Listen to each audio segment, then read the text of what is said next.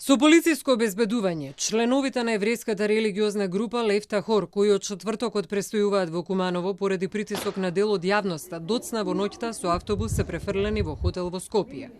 Фрлени јајца и искршана врата на куќата во која престојуваа, негативни реакции на дел од јавноста се причина тие да го напуштат Куманово поради загрозување на нивната безбедност. Во Скопје неколку хотели ги одбила за престој и до 3 часот по полноќ чекале во автобус. Фактот дека се различни се причина за ксенофобија, страв и нетрпеливост кон странци, појава која загрижува, смета комуникологот Сеат Джигал.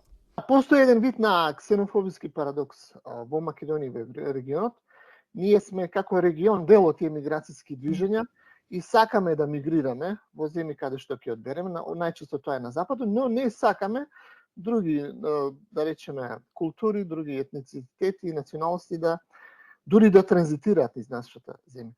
Се работи за еден вид на појава која што има корени од понов тип. Македонија е земја со навистина богато, мултикултурно, мултиверско, мултијазично наследство, има извореден капацитет за толеранција и за соживот, но во поново време, да речеме втората половина на 20 век, со војните во поранешна Југославија, со придвижувањата, да речеме и со развивањето на некои екстремни идеологии на 21 век, земаат замав вакви појави на нетолеранција и ксенофобија. Припадниците на еврејската група, мажи, жени и деца не представуваат никаква опасност и апелираме на толеранција и солидарност кон истите, велат од МВР.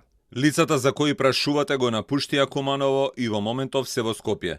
Подсетуваме дека овие лица ги почитуваат законите на Република Северна Македонија, се целосно со легален престој тука и привремено престојуваат во нашата држава.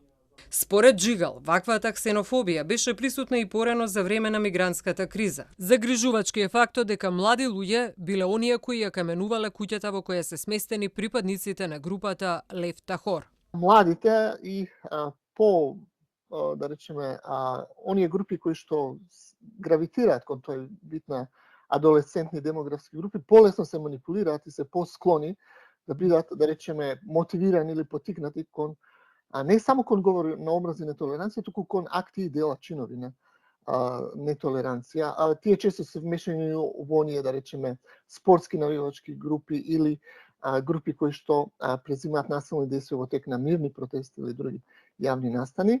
Ваквите појави на говор на омраза и ксенофобија мора синхронизирано да ги решаваат повеќе институции, не само МВР, туку и образовниот систем и граѓанскиот сектор, смета Джигал.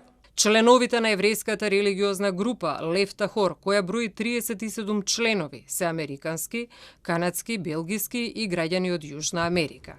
Предходно тие престојувале во Сараево, Босна и Херцеговина. Во Македонија планирале да останат кус период и понатаму да продолжат со своето патување.